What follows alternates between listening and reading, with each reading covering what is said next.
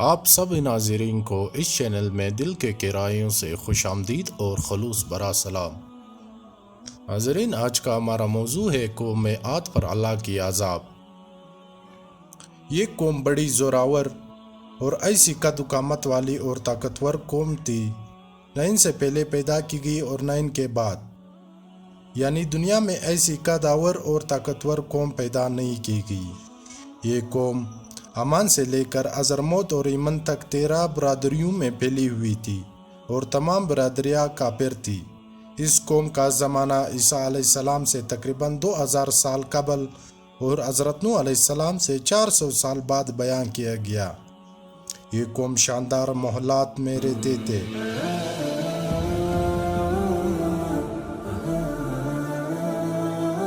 حضرت ہود علیہ السلام کو پروردگار عالم نے قوم عاد کی طرف نبی بنا کر بھیجا۔ عادی عاد کی اولاد کو کہتے ہیں اور عاد کا نسب اس طرح ہے کہ عاد بن حوز بن ارم بن سام بن نوح علیہ السلام۔ اس قوم کا مرکزی مقام عقاب ہے جو حضرموت کی شمالی میں ہے۔ اس کے مشرق میں ایمان ہے اور شمال میں رب الخالی ہے۔ آج کل یہاں ریت کی ٹیلوں کی سوا کچھ نہیں۔ بعض مورخین کے نزدیک ان کی آبادی عرب کی سب سے بہترین حصہ حضرموت اور ایمن میں خلیج فارس کے ساحل سے حدود عراق تک وسیع علاقہ پر تھے اور ایمن ان کا دارالحکومت تھا۔ یہ قوم بڑی زوراور اور بڑے قد و قامت اور قوت جسمانی میں لاسانی تھے۔ اور قوم عاد نے کہا کہ اے ہود، تم ہمارے پاس کوئی کلی نشانی لے کر نہیں آئے ہو اور ہم تمہارے کہنے سے اپنے معبودوں کو چھوڑنے والے نہیں ہیں اور ہم ہرگز تم کو ماننے والے نہیں ہیں۔ ہم تو یہی کہیں گے کہ تمہارے اوپر ہمارے معبودوں میں سے کسی کی مار پڑ گئی ہے۔ ہود علیہ السلام نے کہا، میں اللہ کو گواہ ٹھہراتا ہوں اور تم بھی گواہ رہو گے کہ میں بری ہوں ان سے جن کو تم شریک کرتے ہو۔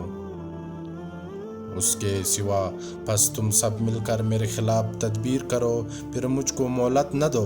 میں نے اللہ پر بھروسہ کیا ہے جو میرا بھی رب ہے اور تمہارا بھی رب ہے۔ کوئی جاندار ایسا نہیں جس کی چوٹی اس کی ہاتھ میں نہ ہو۔ بے شک میرا رب سیدھے راہ پر ہے۔ قوم ہود نے جواب دیا کہ ہم تیرے کہنے سے اپنے معبودوں کو نہیں چھوڑ سکتے اور تو ہمارے معبودوں کی پوجا سے ہمیں رکتا ہے۔ ہمارے خیال میں ہمارے کسی معبود کی تجھے مار پڑ گئی ہے۔ یہ سن کر اللہ تعالیٰ نے نبی ہود علیہ السلام نے فرمایا، سنو، میں تم کو اور اللہ تعالیٰ کو گواہ بنا کر اعلان کرتا ہوں کہ خدا کے سوا تم جس کی عبادت کر رہے ہو میں ان سب سے بیزار ہوں۔ اب تم اپنے ساتھ اوروں کو بھی ملا لو اور تم سے جو کچھ ہو سکے مجھے نقصان پہنچا دو اور مجھے کوئی مہلت بھی نہ دو اور نہ مجھ پر کوئی ترس کھاؤ۔ جس قسم کا نقصان تمہارے بس میں ہے مجھے پہنچا دو۔ میرا توکل پروردگار عالم جل جلالہ پر ہے جو میرا اور تمہارے سب کا مالک ہے۔ دنیا بھر کے جاندار اس کے قبضے میں ہیں، کوئی نہیں جو اس کے قبضے سے باہر ہو۔ سب بندوں کی چوٹیاں خدا کے ہاتھ میں ہیں۔ اپنے نیک بندوں پر خدا اس سے بھی زیادہ مہربان ہے جیسے کہ ماں باپ اپنی اولاد پر مہربان ہوتے ہیں۔ اگر تم میری دعوت کو نہیں مانتے تو نہ مانو۔ میں نے تم کو خدا کا حکم پہنچا دیا ہے۔ تم کو الہ کر کے میرا رب تمہارے بجائے اور لوگوں کو آباد کر دے گا اور تم خدا کا کچھ نہ بگاڑ سکو گے۔ بے شک میرا رب ہر چیز پر نگہبان ہے۔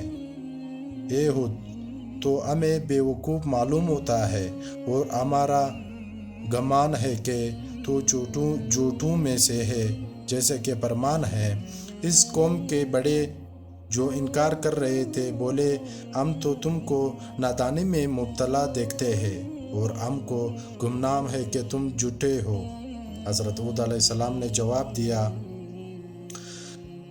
ہود علیہ السلام نے کہا، اے میرے قوم، مجھے کوئی نادانی نہیں ہے بلکہ میں سارے جہانوں کے پروردگار عالم جل جلالہ کا رسول ہوں۔ تم کو اپنے رب کے پیغامات پہنچا رہا ہوں اور میں تمہارے حق میں خیرخواہ امانت دار ہوں۔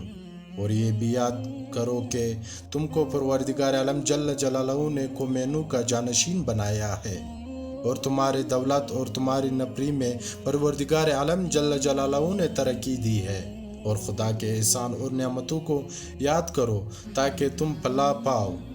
ہود علیہ السلام کی قوم نے کہا، کیا تم ہمارے پاس اس لیے آئے ہو کہ ہم تنہا اللہ کی عبادت کریں اور ان کو چھوڑ دے جن کی عبادت ہمارے باپ دادا کرتے آئے ہیں؟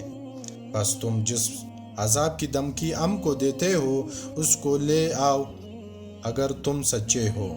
حضرت ہود علیہ السلام نے جواب دیا، حضرت ہود علیہ السلام نے کہا، تم پر تمہارے رب کی طرف سے عذاب اور غصہ واقعہ ہو چکا ہے۔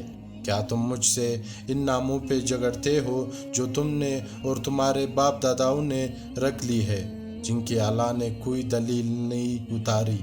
بس انتظار کرو، میں تمہارے ساتھ انتظار کرنے والے میں ہوں۔ قوم ہود نے اپنی طاقت اور تکبر کے نشے میں دعویٰ کیا کہ ہمیں کون اعلیٰ کر سکتا ہے، ہم سے زیادہ طاقتور تو کوئی نہیں، جیسا کہ ارشاد ہے۔ بہرحال قوم عاد نے پس تکبر کیا، انہوں نے زمین میں بغیر حق کے اور کہنے لگے، کون ہے ہم سے زیادہ زوراور اور قوت میں؟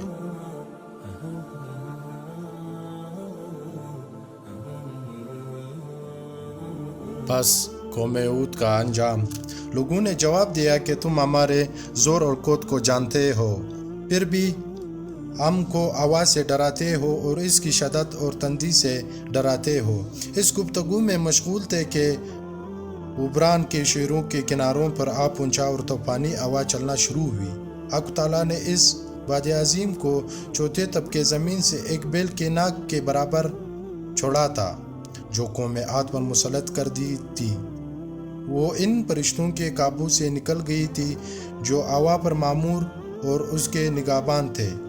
ہوا پر فرشتوں کی نگہبانی اس لیے تھی کہ وہ کسی بے گناہ کو ہلاک نہ کر دے، لیکن وہ فرشتوں کے قابو میں نہ آتی تھی۔ اس ہوا کے تندی اور شدت کو دیکھ کر عادی لوگ اپنے مضبوط مستحکم مکانوں میں گھس گئے اور مضبوط رسیوں سے آپس میں ایک دوسرے کو باندھ دیا، اور اپنے جانوروں کو بھی مضبوط زنجیروں سے باندھا، اور گھر والوں کو اونٹوں کی کجاؤں میں بٹھا کر باندھا، لیکن اس قہر کی ہوا نے ان اونٹوں کو کجاؤں سمیت اٹھا کر زمین پر دے مارا۔ اسی طرح وہ ہوا اٹھا کر مارتے رہے۔ اللہ تعالیٰ جل جلالہ نے ان لوگوں پر ایسا قہر نازل فرمایا جو ان کی پہلوانوں کے مناسب تھا، چونکہ وہ لوگ پہلوان تھے۔ خدا نے ان کو پہلوانوں کا مظاہرہ دکھایا کہ ہمارے پہلوانوں سے کشتی کر کے تماشا دیکھ لو۔ چنانچہ حدیث میں آیا کہ حق تعالیٰ نے دنیا میں ہوا کو اور پانی کو اندازے سے بھیجتا، لیکن حضرت نوح علیہ السلام کے طوفان کا پانی اور عادیوں کے واسطے ہوا موکل فرشتوں کے اختیار سے باہر ہو گئی تھی۔